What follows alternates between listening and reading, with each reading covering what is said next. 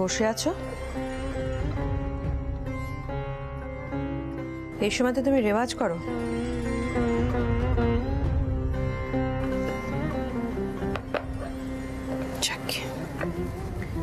আজ তো শিবরাত্রি।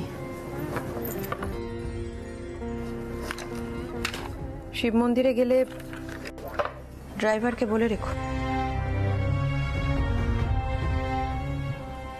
রঞ্জা কোথায়? ওর সাথে একবার আলাদাভাবে কথা বলতে চাই। ও ঘুমোচ্ছে, ডাকিনি। তাছাড়া রঞ্জার সাথে তোমার কিসের কথা? তুমি তো ভুলেই গেছো তোমার মেয়ে। ভুলিনি রিজুলা, কিছুই ভুলিনি। ভুলেছ তুমি।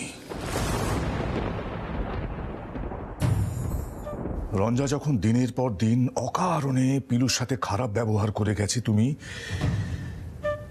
ওকে আটকাওনি, থামাওনি রিজুলা। কেন? মেয়ের চরিত্র গঠনের তোমার কোনো দায়িত্ব নেই? দাঁড়াও, কি বলছো? আমি অকারণে খারাপ ব্যবহার করেছি? অকারণে? এত কিছু ঘটে যাওয়ার পর? একদম ঠিক কথা বলছি আমি। রঞ্জা এবং আহির দুজনের এই অবস্থার জন্য দায়ী তুমি।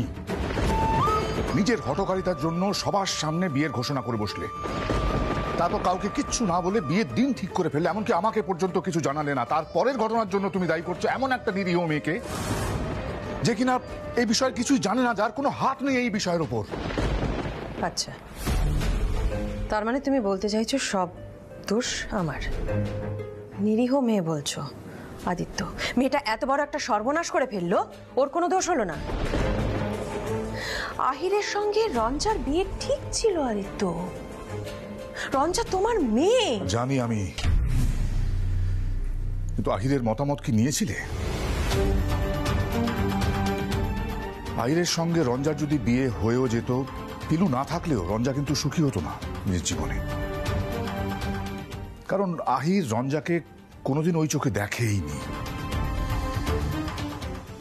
বিয়ে যদি দিতে হতো তাহলে আহিরকে সময় দেওয়াটা প্রয়োজন ছিল, যাতে রঞ্জার জীবনটা সুখের হয়। এটা দেখার দায়িত্ব তোমার ছিল না? পিলুর তো কোনো হাতই ছিল না এতে, এটাও তোমার চোখে পড়লো না। তোমার জেদ, তোমার হঠকারিতায় রঞ্জা কষ্ট পাচ্ছে, আহির কষ্ট পাচ্ছে, আর সব থেকে বেশি ভুগছে পিলু।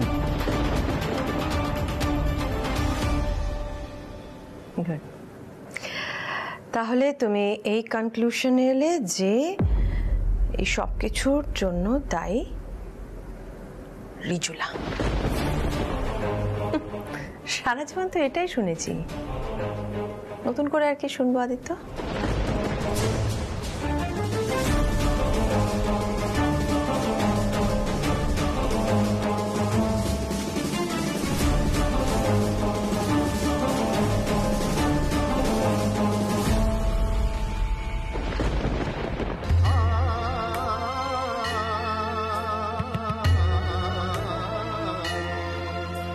कराल भाल पट्टिका धगत धगत धगज्वल धनंजयाहुति कृता प्रचरण पंच सायके धराधरेन्द्र नंदिनी कुचाग्र चित्र पत्रक प्रकल्पनैक शिल्पिनी त्रिलोचने मतिर्मम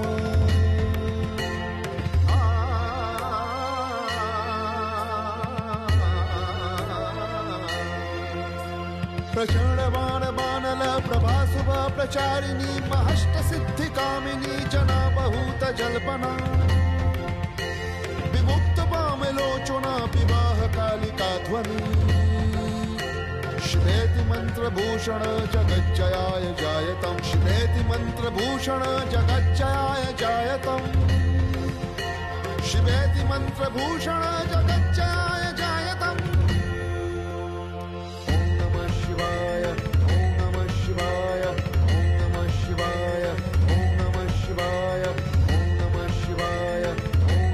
शिवाय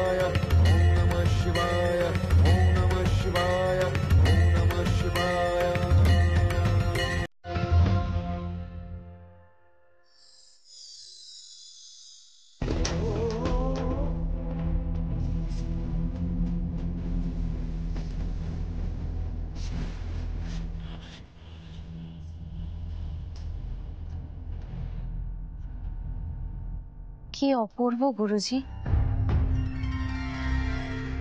তোমার ভালো লেগেছে পিলু?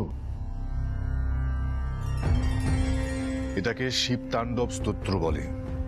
আজকে শিবরাত্রি, জানো তো? হ্যালো, তুমি কি স্তোত্র শিখতে চাও? তাহলে গুরুজিকে ভালো করে ধরে থাকো। উদয়, শুধু আমি কেন, আহির কি ভালো স্তোত্র পাঠ করে। উদয়, আমি পুজোটা বাড়িতেই সেরে ফেললাম, বুঝলি? আহির যদি যায় তাহলে ওকে কিছু গাইতে বলিস। আহিরের মনটা এমনিতে বড্ড অস্থির হয়ে রয়েছে। পিলু, আহিরের গান যেন কোনোভাবে নষ্ট না হয় সেটা দেখার দায়িত্ব কিন্তু তোমার। আমার? ও তোমার না? হাজার হোক তুমি তার বিবাহিত স্ত্রী, তোমারই তো দায়িত্ব। কি করে আর বলবো, আমারই জন্যে ওস্তাদজির গান নষ্ট হচ্ছে। উনি তো সেই কথাই বললেন কাল। কি এত ভাবছো পিলু? বেশ, এসো তোমাকে আমি স্তোত্রটা শিখিয়ে দিই। তুমি যখন মন্দিরে গিয়ে জল ঢালবে তখন মনে মনে স্তোত্রটা ওড়ে নিও, সাহস পাবে, শক্তি পাবে।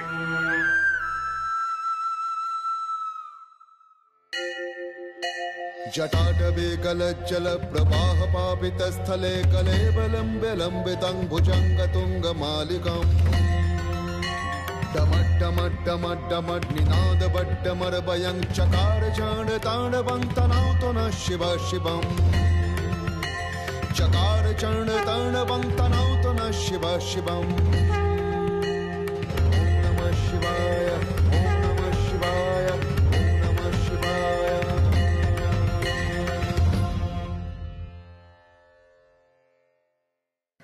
সোহিনী, শোন, আহির কাল ফুলসজ্জার ঘরে ছিল না, এটা আমার একদম ভালো লাগতেছে না। তুই অগ দুইজনকে নিয়ে শিব মন্দিরে যা, পিলু আর আহির রে দিয়া শিবের মাথায় জল ঢালা আর প্রার্থনা কর ওরা যেন হর পার্বতীর মতো জুটি হয়। কেমন? ঠাকুর ঠাকুর। সৈনী, তোকে আমার একটা কথা বলার আছে। কাল রাতে আমি একটা গলা শুনেছি, আহির আর রঞ্জা কথা বলা বলি করছিল। সৈনী, আমার না পুরো ব্যাপারটা একদম ভালো লাগছে না রে। কি যে হচ্ছে কে জানে। তুই একটা জিনিস দেখবি, রঞ্জা কিছুতেই পিলু আর আহিরের সম্পর্কটাকে স্বাভাবিক হতে দেবে না। আমি একটা কথা বলি, তুই বরং একবার আহিরকে ডেকে কথা বল সোহিনী। ও মা, চলো আমরা ঠাকুর ঘরে যাই।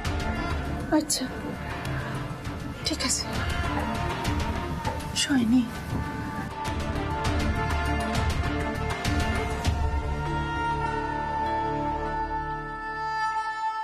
আহির, মাসিমা বলছেন তোকে আর পিলুকে নিয়ে শিব মন্দিরে যেতে। আর ওদিকে ট্রাস্টি বোর্ডের সুকল্যাণ বাবু আছেন না, উনি ফোন করেছিলেন শিব স্তোত্র করার জন্য।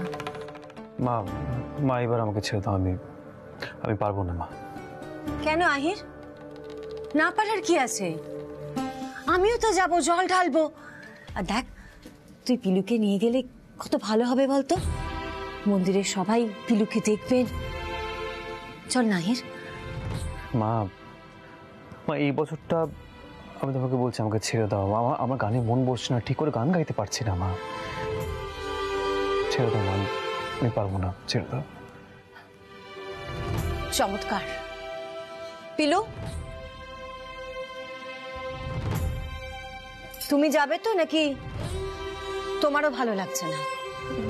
না না মামুনি, আমি তো পুজোর থালা নিয়ে তৈরি, তুমি চলো কেনে।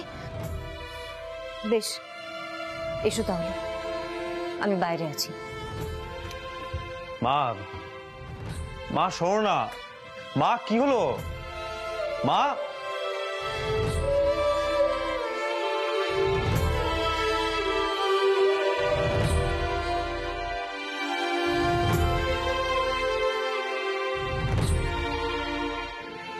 মামনি কাল থেকেই চাইছিল আপনি যেন যান।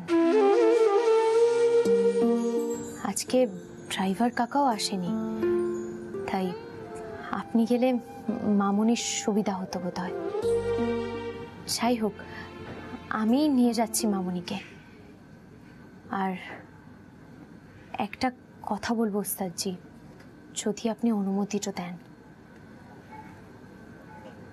একসঙ্গে শিবের মাথায় জল ঢাললেই কি আর কেউ স্বামী স্ত্রী হয়ে যায়? তার জন্য লাগে বিশ্বাস। আপনি ভয় পাবেন না, আমরা যদি একসঙ্গে জল ঢালিও তাতে বিশেষ কিছু পার্থক্য হবে না। শুধু ঠাম্মা আমার মামুনি খুব খুশি হবে, আর কিছুই নয়। আমি ছোট মুখে হয়তো একটু বড় কথাটা বলে ফেললাম ওস্তাদজি, আমাকে মাফ করবেন।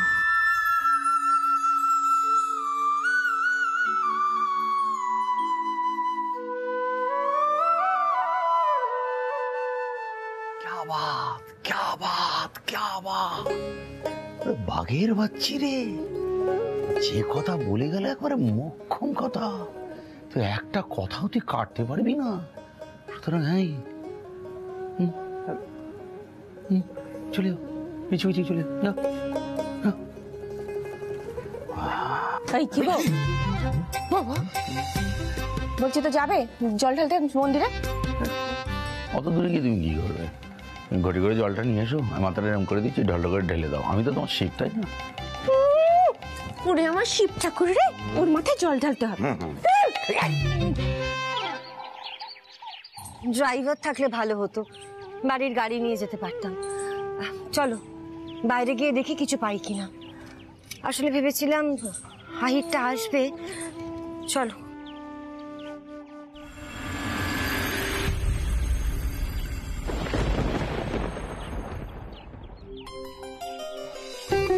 পেছনে তাকিয়ে আর কি হবে?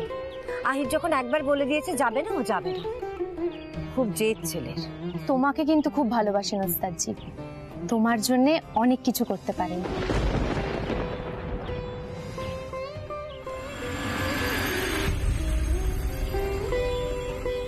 পিলু, একটা কথা বলো তো, আহির তোমাকে কি বলেছে? মানে এই বিয়েটা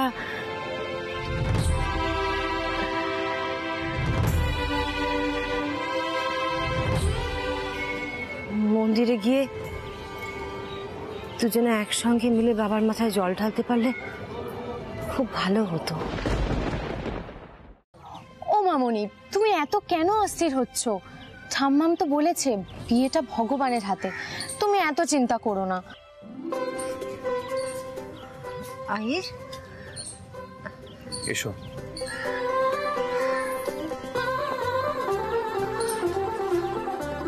আহির,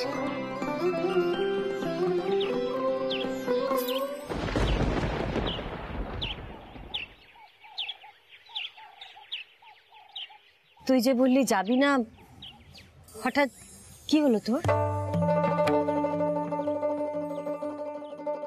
মা তুমি গাড়িতে বসো। পিলু, এসো গাড়িতে বসবে, এসো। সামনে বসবে তুমি। না মা, তুমি সামনে বসো। আশ্চর্য তো। ও মামনি, তুমি সামনে বসো, এতে আর কি এলো গেল, যাওয়া নিয়ে তো কথা, তাই না? এসো।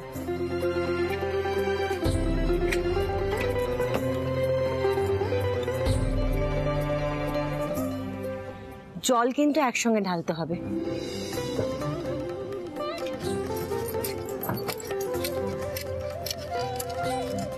সাবধানে উঠেছো?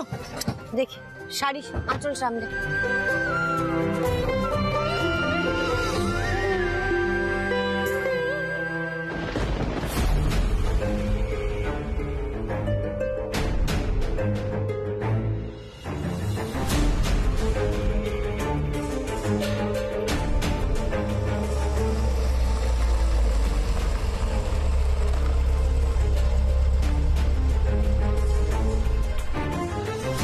সোহিনী আন্টি ছেলে আর বউকে নিয়ে মন্দিরে গেল, একসঙ্গে জল ঢালবে সেখানে আহির আর পিলু।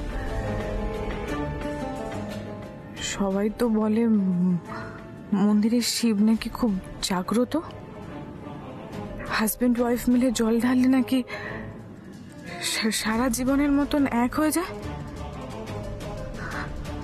না না না না, এটা হতে দেওয়া যাবে না, আমাকে যেভাবেই হোক মন্দিরে যেতে হবে। আহির আর পিলুকে আমি কোনোদিনও এক হতে দেব না, আমি সেটা কিছুতেই অ্যালাউ করবো না।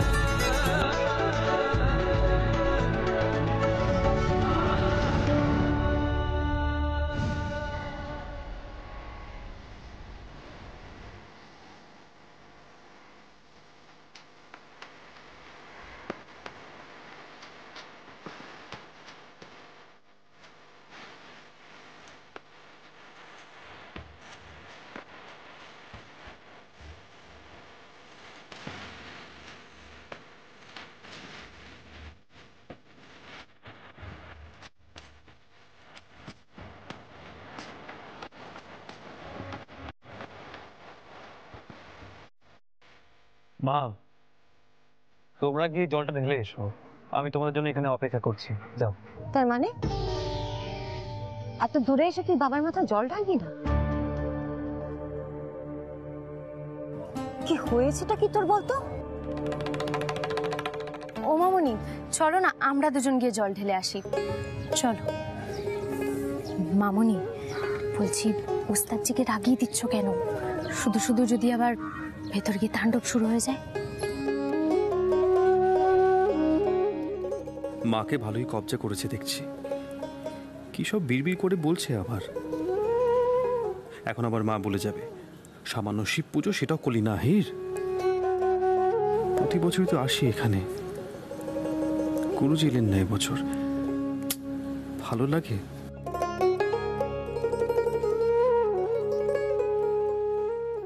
ও মামুনি, ওই দেখো ওস্তাদজি আসছেন।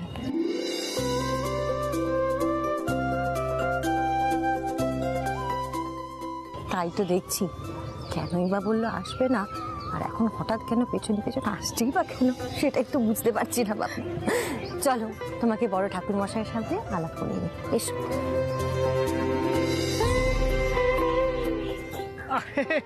ঠাকুর মশাই নমস্কার, কেমন আছেন? নমস্কার দাদা। নমস্কার নমস্কার, আপনাদের অপেক্ষাতেই ছিলাম। তা আদিত্য বাবু এলেন না? আদিত্যদার শরীরটা দিচ্ছে না, তাই আজ উনি বাড়িতেই পুজো সেরে নিলেন। ঠাকুর মশাই, এই হলো পিলু, আহিরের বউ। ঠাকুর মশাইকে প্রণাম করো পিলু। ঠাকুর মশাই কিন্তু একজন সাধক মানুষ, বুঝলে? আরে না না না, কি যে বলেন মা, বাহ, আপনার বৌমা কিন্তু ভারী সুন্দর হয়েছে।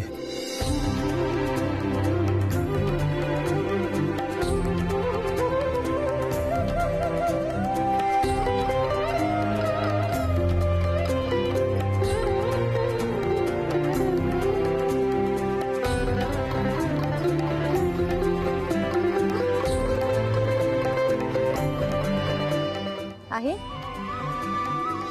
থালাটা ধর।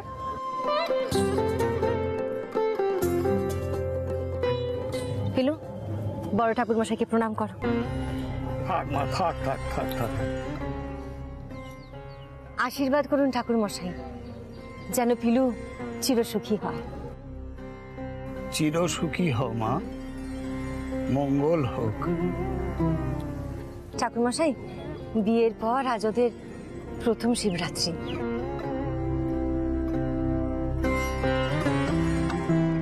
আমি চাই আহির আর পিলু দুজনে মিলে একসঙ্গে বাবার মাথায় জল ঢালুক। হ্যাঁ হ্যাঁ হ্যাঁ আর বলছি ওদের নামে একটু আলাদা করে পুজো দেবেন ঠাকুর মশাই। হ্যাঁ হ্যাঁ নিশ্চয়ই মা, নিশ্চয়ই। ওরা যেন চিরসুখী হয়।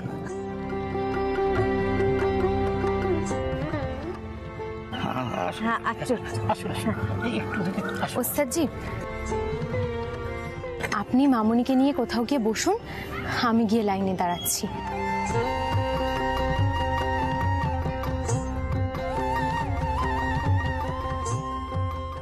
পিলু, পিলু তোমাকে লাইনে দাঁড়াতে হবে না, তুমি। পিলু কি করছো ওখানে? আহিরকে নিয়ে এসো। আয় আহির। হ্যাঁ মা, হ্যাঁ।